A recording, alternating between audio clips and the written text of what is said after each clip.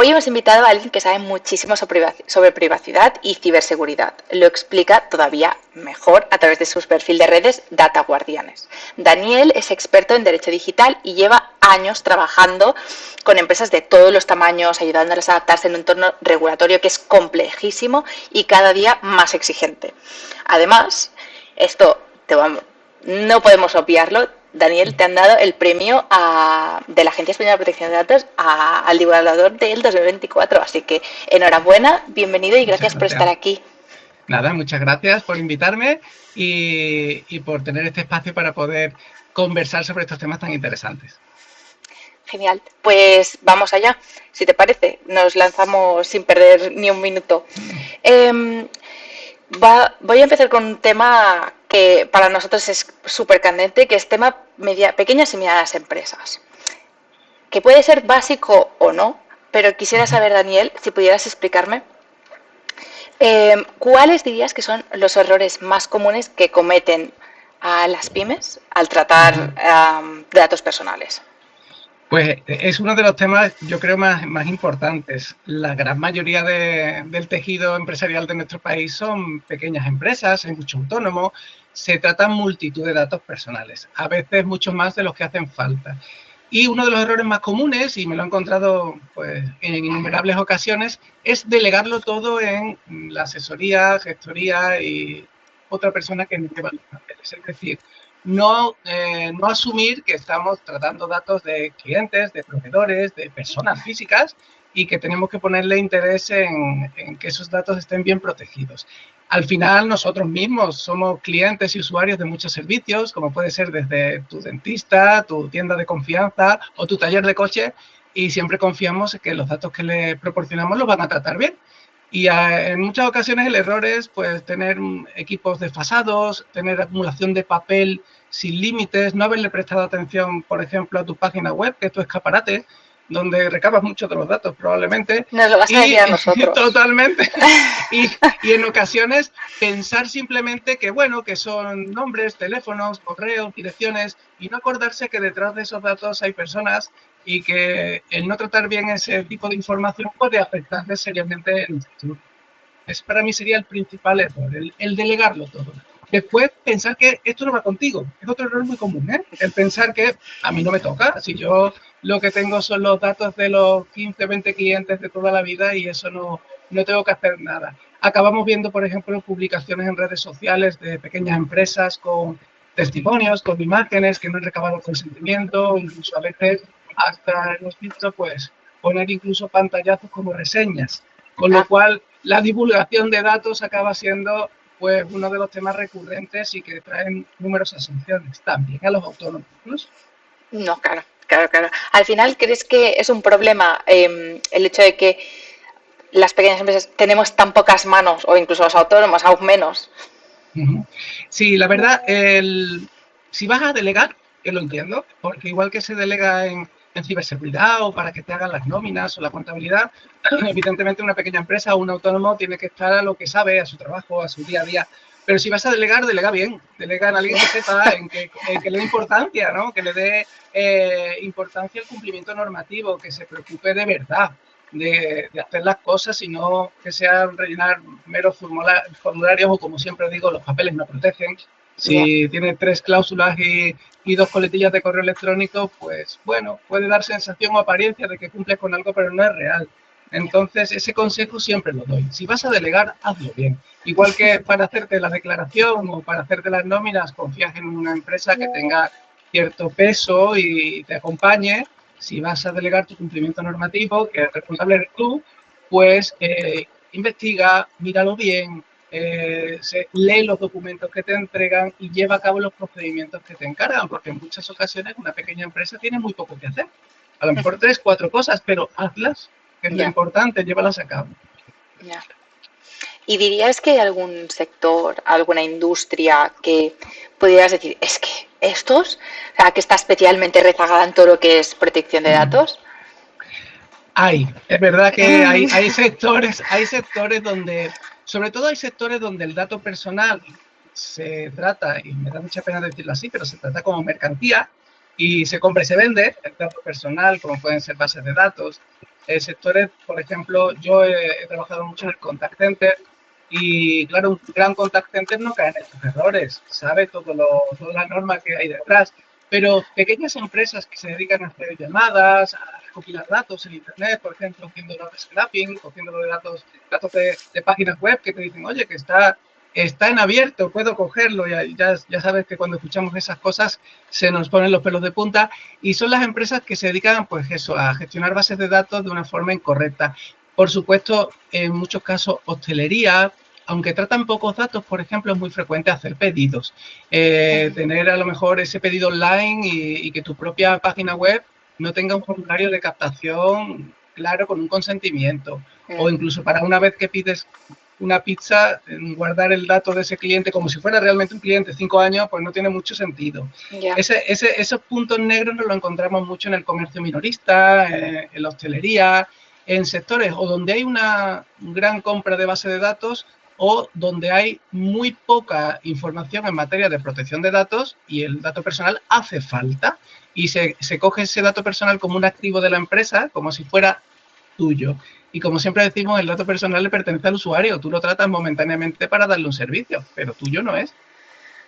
¿Y cómo crees que tendríamos que hacer los que nos dedicamos más o menos a privacidad, protección de datos en este sector para que realmente las pequeñas empresas, que al final tienes las manos que tienes, puedes poner foco en lo que lo puedes poner, esto también lo hagan bien? Yo creo que sobre todo haciéndolo fácil. El mundo legal ha tenido durante muchos años un lenguaje muy alejado de la realidad, en ciertos puntos. Es decir, claro, cuando vas a hacer un informe jurídico, vas a contestar, por ejemplo, a una autoridad de control, pues es normal que cites artículos, seas más específico y al final tu lenguaje cambie. Pero para la empresa tienes que ser muy directo y tienes que explicarle los elementos clave, lo que necesita, tienes que hacer políticas de protección de datos o de privacidad que sean muy adaptadas a quien la va a leer.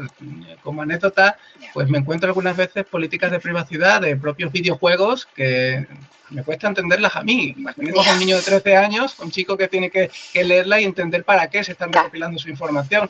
Entonces, a una empresa que, ya digo, tiene poco tiempo, es una pyme, necesita agilidad, necesita procedimientos rápidos, pues no le des un manual de 300 páginas, dale instrucciones muy sencillas que pueda ejecutar y que ayuden a elevar de verdad la privacidad y la protección de datos de los usuarios que está custodiando. Hay veces que puede llegar a ser sencillo el cumplimiento. Si nos esforzamos, las dos partes se van a entender perfectamente. Sí, aunque parezca mentira, ¿no? Porque hay veces... Nos vamos a entender. Exacto, exacto. Una normativa que está sonando últimamente como muy cada vez más fuerte y que ha entrado en vigor recientemente es la NIS 2. Nosotros hemos hecho algunos posts sobre esto, intentando explicarla, simplificándola, explicando cuál es el alcance que tiene para la pequeña y mediana empresa. Pero yo qué sé, solo el nombre ya a la gente ya asusta, ¿verdad? Sí, ya le parece súper técnica, súper lejana, como que no les afecta porque, uy, esto con este nombre, ¿sabes? Seguro que no me afecta. Entonces, ¿cómo explicarías tú la NIS 2 a alguien que necesita entenderlo de forma fácil, como veníamos diciendo? Totalmente. Al final, NIS 2 le pasa también como a otra norma, que es DORA, que se aplica a las entidades financieras, y cuando la tengo que explicar de la forma más sencilla posible, con lo difícil que es esto, Es que es difícil, es difícil. Es una norma que nos afecta a todos, pequeñas, grandes empresas. Al final, muchas empresas forman parte de una cadena de suministro de otra entidad mayor que necesita darte servicio y que ese servicio tenga continuidad. Hace poco hemos vivido un apagón en todo el país. Y hemos notado como un apagón, por muy bien que lo tengas hecho, te afecta una de las grandes dimensiones de la seguridad, que es la disponibilidad. Yo puedo tener todos mis datos securizados, pero es que no puedo acceder a ellos. Es que no hay luz y no hay conectividad. Entonces, normativas como NIS 2 ayudan a la resiliencia, es decir, tener plan B y saber en cada momento qué debes hacer si tienes un incidente, a quién reportas, cómo reportas o cómo tienes gestionado ese plan de continuidad de negocio, aunque seas una pyme, porque si solo tienes un ordenador y ese ordenador no tiene una copia de seguridad y pierdes los datos, pues a lo mejor tienes que cerrar el negocio. Con lo cual, aunque seas una pequeña empresa, NIS 2 puede que te afecte por la actividad o porque tus propios clientes que sí están afectados por NIS2 te van a auditar. Uno de los ejemplos más sencillos es la gestión del incidente. La gestión del incidente, cuando una pequeña empresa tiene un incidente informático, por ejemplo, y de repente empieza a notar que algo va mal. Tenemos muy poco espacio de tiempo para dar una alerta temprana a todos los implicados, ya sea la autoridad de control, como puede ser en algunos casos el Centro Criptológico Nacional, o tu cliente que está esperando que si a ti te pasa algo le avises para poder poner cartas en el asunto, porque a veces las empresas estamos conectadas y un malware que entra a una empresa acaba afectando a otra, como si fuera una epidemia o una enfermedad, ¿no? De ahí el tema de los virus informáticos. Con lo cual, alértalo. Y en ocasiones le pregunto a pequeñas empresas, ¿tú tendrías una lista de tus clientes a los que tendrías que avisar si te pasa algo? Y no suele pasar, no lo suelen tener. Y a lo mejor esa pequeña lista accesible hace que en las primeras horas que le está ocurriendo el evento empiece a avisar, a llamar o a mandar correos y ya hay una pequeña cadena trabajando para que ese incidente no pase a mayores. Y al final colaboramos todos, que es el objetivo de esto, que un incidente no paralice un sector o una actividad completa. Por desgracia, todos estamos expuestos a un incidente. El riesgo cero no existe, por mucho que lo queramos vender, no existe. Pero al menos paliarlo, mitigarlo pronto, avisar y evitar que más empresas puedan caer en el problema. Con lo cual, la forma sencilla es intenta hacer un poco los deberes, ver qué tienes, valor tus activos, qué tienes de información, ten una lista de tus clientes y proveedores a los que tienes que avisar, ten un plan B y si me apuras un plan C, por si falla alguno de los elementos de seguridad y sobre todo ten, como decíamos antes, pues normas y procedimientos escritos, porque cuando llega un problema como una cibercrisis, a todos nos entra el pánico. Es decir, el día que pasa, el día que el ordenador se pone en negro y pasa, entra uno en pánico y si no tiene claro una política o procedimiento, no los va a seguir, porque es un momento muy crítico en una compañía y de memoria es muy complicado, ¿eh? Hay que tener los protocolos escritos para que estas cosas no te ocurran. De hecho, se me ocurrió ahora que hablabas el caso este de que, no sé si nosotros que pues tenemos muchísimos clientes, ¿no? Recibimos a veces intentos de phishing de los correos de nuestros clientes. Somos nosotros que les avisamos, oye, que te han pillado el correo. Eso sería un buen ejemplo al final, sí. Y también es un ejemplo claro de lo que sería una responsabilidad proactiva. Yo estoy viendo que uno de mis clientes tiene claramente un problema, me puede meter a mí en un problema porque ese phishing puede acabar entrándome a mí, pero activamente le aviso, oye, tienes tal situación, hemos detectado esto y al final el objetivo es colaborar para evitar por supuesto, eso no alcance. Claro, al final es una buena práctica y precisamente en NIS2 uno de los puntos que me parecen más interesantes es esa gestión del incidente y tener como que implicar a todos esos actores para que tomen cartas en el asunto y no se vean como empresas aisladas, sino que todos formamos parte de una cadena en la que si atacan a uno nos puede afectar a todos. Sí, el eslabón más débil, porque al totalmente, final van a por él, está claro.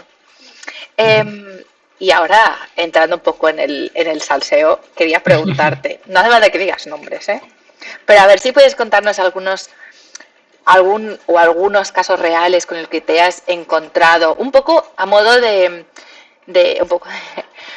cuento o de aviso de que no nos pase a nosotros, ¿no? Ahora estamos hablando del tema del phishing, pues o algún caso así que digas paradigmático, es que esto no te puede pasar. Sí, lo dicho, no puedo decir nombres, pero he conocido una empresa bastante consolidada que paralizó totalmente y no pudo reanudar la actividad. En muy poco tiempo, fue en menos de 3 meses, la empresa ha hecho el cierre y fue a través de un ataque de correo electrónico, fue por una felicitación navideña y se extendió muy rápido. Es una época, aunque parezcamos a veces muy antipáticos, nosotros recomendamos ni mandar felicitaciones navideñas porque es uno de los momentos que más aprovechan los ciberdelincuentes y sobre todo con el auge de la inteligencia artificial es que es muy sencillo crear un ataque que tenga una sensación de veracidad alta, que le des veracidad, hay un nombre, está bien escrito, ya no es como antes, que muchos de los ataques de phishing tenían faltas de ortografía. Sí, antes se veía. la inteligencia artificial ha mejorado un montón. Yo recuerdo los primeros fraudes, esto que decíamos, hasta la carta nigeriana, que se le llamaba, que venía escrito y tú decías, bueno, esto claramente es un intento de phishing, pero ahora ha mejorado un montón. Y fue, en este caso, por una felicitación navideña y, claro, afectó a muchos empleados de la compañía y casi todos los equipos. Entonces, ¿qué ocurre? Esta empresa dependía de un cliente muy potente, que era su mayor y mejor cliente, y los clientes que son muy potentes, y aquí enlazo mucho con lo que es NIS2, ante la duda y la sospecha cortan comunicaciones directamente, no se exponen al riesgo. Tú estás sufriendo un problema y para no sufrirlos ellos cortan comunicación contigo. Claro. ¿Qué ocurre? Que si dejas de tener comunicación con el cliente, dejas de poderle vender productos, darle servicio durante un tiempo importante, aquí el problema económico y reputacional es altísimo y no pudieron remontar. Y esto le puede pasar a muchas compañías, ya sean pequeñas o medianas. Al final la ciberseguridad o la seguridad de la información no es solo tecnología, es también daño reputacional. Muchos, cuando hemos escuchado que una empresa con la que trabajamos ha sufrido un incidente o filtrado una base de datos, ya no la ves con los mismos ojos, ya te da un poco más de respeto, ya a lo mejor no le das tan libremente tus datos personales y eso acaba pasando de facturar. Claro, sí, sí. Y además aquí, en este caso, lo cruel de que sea con una felicitación navideña. Totalmente, totalmente. No, al final, por eso es tan importante, incluso a bajo nivel o empresas muy pequeñas, la concienciación al usuario y lo que sería la formación. Yo por eso en mi perfil en redes sociales intento pues mucha sensibilización, mucho hablar de estos temas, porque al final acaba calando. Por ejemplo, en esta época que estamos pasando con los fraudes relacionados con lo que sería Hacienda. Aprovecha la campaña, ¿no? Si te llega un SMS que suplanta Hacienda, es una época en la que esperas que esto te llegue, pues más fácil picar.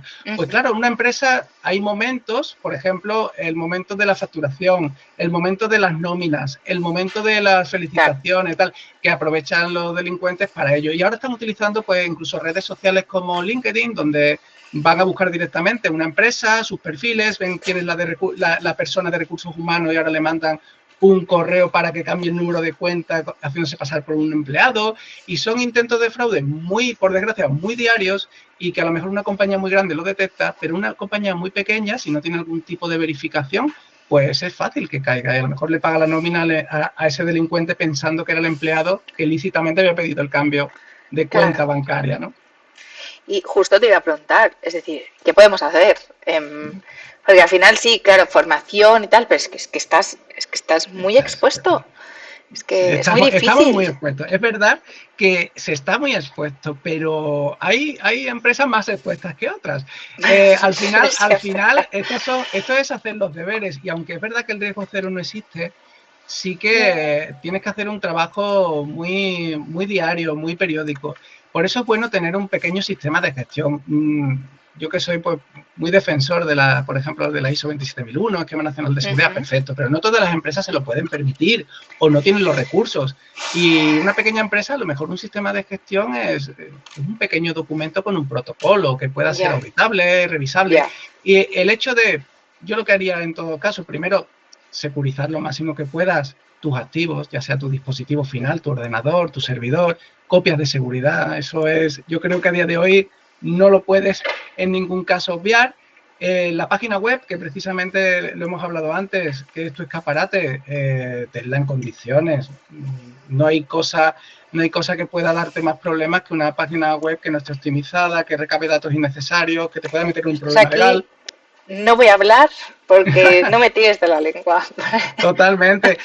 Yo y en esto pues os voy a defender siempre. Yo veo una página web que audito muchas y hay un texto legal, copia y pega claramente de otra empresa y bueno, yo ya es que dejo de leer directamente. Y eso ya, ese proveedor, si lo tengo que validar, yo ya paso a otra cosa, porque sé que si no se ha esforzado en su propia web, que su escaparate, cómo está cuidando el resto de datos, ¿no? Con lo cual te puedes hacer una idea.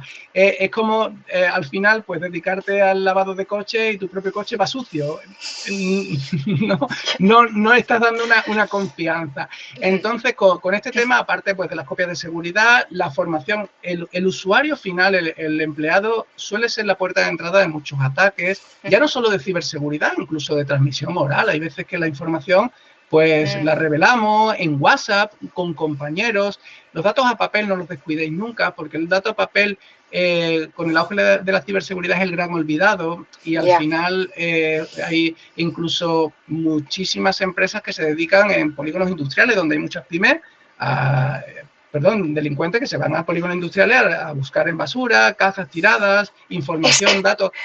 La verdad es que los recursos del delincuente son, tienen tiempo, infinitos. Se dedican a eso. Claro. Ellos son profesionales de eso. La ciberdelincuencia en materia de seguridad de la información mueve muchísimo dinero, ya lo sabéis. Al final es una forma, a veces se lo ponemos muy fácil, porque efectivamente si se están tirando datos y documentación de clientes, por ejemplo, un contenedor, y acaba llegando a malas manos, le acabas de facilitar muchísimo las cosas para que puedan conocerte mejor y hacerte un ataque más dirigido. Eso en el plano físico. En el plano digital, pues lo mismo, una gran exposición, por ejemplo, en redes sociales, imágenes, fotos, datos de la empresa. Es más fácil que si alguien está o hay un delincuente que te ha puesto el radar en tu empresa, pues tengas mucha información, por ejemplo, para un deepfake, para hacerte una videollamada donde a lo mejor simula ser otra persona. Entonces, lo que hay que estar sobre todo es atento, sospechar que puede pasar, que lo has dicho estupendamente, no estamos a salvo. ¿Cómo lo hacemos? Pues primero tener en cuenta que esto nos puede pasar, y en función del tamaño de la empresa y la actividad, pues medidas de seguridad acorde también incluso con el presupuesto que tengas. Que no hace falta que si es una pequeña empresa o un autónomo que te hagas una ISO, pero que tomes alguna medida pues al alcance de tu presupuesto y de tus capacidades también. Hay una anécdota a veces que cuento, que hay veces que, como es normal en el mundo mundo comercial, de la ciberseguridad y de la seguridad de la información, pues hay veces que se le ha colado a una empresa, le han vendido pues un tanque, para que nos entendamos, para defender su kiosco de prensa, ¿no? Le han puesto muchísima tecnología que a veces no necesitaba. Y otros casos son al contrario. Una empresa que maneja un gran volumen de datos, que tiene muchísimos datos personales, información financiera, hace muchísimas comunicaciones y todo su entorno es digital, y le falta, por ejemplo, visibilidad, no tiene una monitorización, no tiene un SIEM, no sabe qué está pasando en su empresa, con lo cual hay que adaptarlo un poquito. Sobre todo las pymes que tengan pues un formato más tradicional, pues tendrán que tener esa precaución de su backup, tener sus copias de seguridad, sus dispositivos bien securizados y formar un poco a su plantilla para evitar que caigan en el engaño. Claro, todo con sentido común, digamos. Así es. Y ahora pasamos a una cosa que hace tiempo que todo el mundo está hablando sobre ello, que es un poco el elefante en la habitación, que está en todas partes, pero es como muy difícil en temas de protección de datos, el tema de la inteligencia artificial. Y quería preguntarte, en tu experiencia, lo que estás viendo, ¿cómo está afectando esto a las empresas en materia de protección de datos? Tema de IA generativa y... Totalmente. Vamos por detrás, como es normal. Siempre la norma suele ir por detrás de la propia sociedad, ¿no? Y la inteligencia artificial ha entrado, es imparable, y no vamos a volver atrás, evidentemente. Puede ser una grandísima herramienta que facilita la productividad, mejora mucho los trabajos, y hay que mirarla a la cara y hay que afrontarla. No hay que ponerse de espaldas a ella, pero con sentido común, como hemos dicho antes. Una inteligencia artificial generativa en un entorno controlado, con una buena política de privacidad y con una buena sensibilización a la plantilla. Recordamos que el artículo 4 del reglamento de inteligencia artificial es de aplicación desde febrero. Tienes que sensibilizar y formar un poco a la gente que lo va a utilizar, y dile, por ejemplo, oye, no subas la base de datos de los clientes a la IA y pregúntale por qué los datos dejan de tener control en muchos casos. Sobre todo si es open source. Si están abiertos, recordad, y esto somos muy pesado, el mantra que decimos siempre: si algo es gratis y están abiertos, el producto frecuentemente eres tú o los datos que estás dando. Con lo cual, no subas las bases de datos de tus clientes, no subas imágenes. Cuando hemos tenido, por ejemplo, ahora esta ola de imágenes en ChatGPT de estilo Ghibli, que ha sido pues una ola, como todas las modas, porque me recuerda mucho a, no sé si la recordáis, Face App, aquella app que te volvía como la cara de persona mayor. Sí. Que tú dices, bueno, para 10 segundos de diversión, yo le he dado mi rostro a esta empresa, que si leías la política de privacidad te entraba el susto en el cuerpo. Pues es una cosa parecida. Muchas imágenes que ChatGPT no había podido scrapear, se les va a entregar a nosotros. Y no te digo que no lo haga, pero evidentemente no le vayas a dar una imagen especialmente delicada sobre ti o confidencial, porque el nivel de riesgo es mucho mayor. Pues con las empresas pasa lo mismo. Si la utilizamos en un entorno controlado o no estamos entrenando la inteligencia artificial con esos datos, pues podemos usarla muchísimo. Incluso hay ciertos documentos que puedes primero anonimizarlos, quitarle los datos personales, que te va a dar el mismo resultado, y después le das, con lo que te arroje, ya le vuelves a incorporar esos datos personales. Y al final, el uso consciente y ético de la inteligencia artificial nos va a ayudar muchísimo. ¿Problemas que hemos tenido? Pues algunas inteligencias artificiales, no voy a dar nombres para que nadie se me enfade, que tenían políticas de privacidad deficientes, que los datos volaban y hacían transferencia internacional sin control ninguno y que tenían muchos sesgos que incluso arrojaban respuestas que evidentemente no podíamos considerar como válidas. Claro. Esto es algo bueno, al final todas las empresas ahora estamos usando en mayor o menor medida algún tipo de inteligencia artificial. ¿Qué Yo aquí, crees? si me lo Sí, permite, dime, claro. hay como sugerencia. Yo ya lo he hecho en mi propia organización y funciona bien. Lo mejor sería hacer un pequeño libro blanco, libro de estilo, de uso de la inteligencia artificial, pequeñito, donde ya le estás diciendo a la plantilla, oye, pues tenemos esta que la hemos evaluado y nos funciona, ¿vale? Vale. Llámese, pues, ChatGPT, Copilot, la que tengamos. Es un entorno controlado y la empresa ha designado esta. Y las instrucciones más básicas de uso, pues mira, no podemos utilizar elementos que sean propiedad intelectual de otra compañía, o bases de datos de los clientes, o datos personales de terceros. Y ya le has dado 3, 4 instrucciones muy sencillas y ya por lo menos esa persona trabajadora, ese empleado, ya sabe a qué atenerse, ya tiene unas reglas del juego. Si le das una pequeña sensibilización, que no tiene que ser un curso entero, sino pequeñas instrucciones, píldoras o apoyo, seguramente el uso sea mucho más ético y más correcto. Y seguro. Y seguro que también es importante. Claro, claro, está bien. De hecho, justo te iba a preguntar eso, en plan, ¿qué es lo que podemos hacer las empresas también para protegernos a nosotros? En nuestro caso también, para ayudar a nuestros clientes, ¿no? Decirles, oye, es que con el nuevo reglamento de inteligencia artificial está viniendo, te contamos un poco de qué va, pero claro, es difícil. Se ha vendido incluso, que es un debate que hemos tenido muchísimas veces, el innovación versus cumplimiento, ¿no? Regulación, que se supone, oye, pues viene el reglamento de inteligencia artificial y ya nos está coartando para poder innovar. Y no, pues, no tiene por qué ser así, sino tú puedes hacer, y siguiendo un principio muy básico que deberíamos tener siempre en seguridad y en privacidad, que es la privacidad y la seguridad desde la fase de diseño. Yo cuando voy a empezar con una herramienta en mi propia compañía o en cualquier compañía, pues lo primero es sentarse en una mesa, las personas implicadas, y decir, bueno, vamos a instaurar esta herramienta. Y que uno de los puntos de la reunión sea seguridad y privacidad de la herramienta. Vale. Porque si lo haces así, cuando llegues al final y esa herramienta o la pongas en práctica o en producción en la empresa, tú ya sabes que durante todo el recorrido se ha ido pensando en la seguridad, en la privacidad, qué datos van a entrenar el modelo, para qué se va a usar, porque y a vosotros os pasará como me ha pasado a mí muchas veces, te suelen llamar en la fase final, cuando ya está todo decidido. Y oye, cuando ya hay un lío, cuando hay un lío ya. Que esto sale ya, que valídamelo, y ahora que le dices, todo lo que has hecho, esas 15 reuniones y esas horas, pues a lo mejor se te ha olvidado hacer una evaluación de impacto a la privacidad, y ahora qué hacemos, ahora no podemos sacar esta herramienta. Por eso es tan importante que se acuerden de la seguridad y la privacidad desde esa primera fase inicial de diseño. Pues muy bien, Daniel. Ya para terminar, no te robamos más tiempo, quería preguntarte así para cerrar. Ya sabes que nosotros al final damos servicio a empresas, sobre todo de ámbito digital. ¿Y qué harías? ¿Qué le dirías a una empresa que quiere montar, que está montando su negocio digital, que está montando su web, a plataforma, lo que sea? ¿Qué cosa deberías, sobre todo, tener en cuenta estas 3 cosas que no se pueden olvidar?